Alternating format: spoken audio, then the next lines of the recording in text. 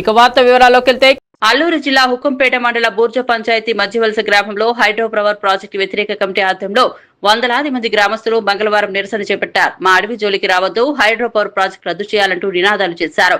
గిరిజన సంఘం నేతలు మాట్లాడుతూ ఈ ప్రాజెక్టు వల్ల పర్యావరణానికి నష్టం, వేలాది ఆదివాసీలకు నిర్వాసితులయ్యే ప్రమాదం ఉందని ఆందోళన వ్యక్తం చేశారు.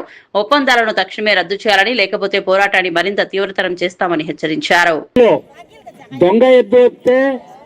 గంట కడతాం, ఎందుకంటే దొంగ ఎద్దు ఉంటే ఆ గంట కడితే దొంగ ఎద్దు అని తెలుస్తుంది. ఆ విధంగా ఈ పంచాయతీలో ఈ నవయుగకి అదాని ఏజెంట్స్ కూడా ఇక్కడ ఉన్నారు.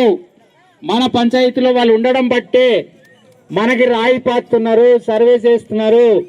కాబట్టి వాళ్ళందరూ కూడా తన్ని తరమకపోతే ఇంకా వచ్చే మీటింగ్ లో ఈ బూర్జ పంచాయతీ కనిపించకుండా పోతుంది.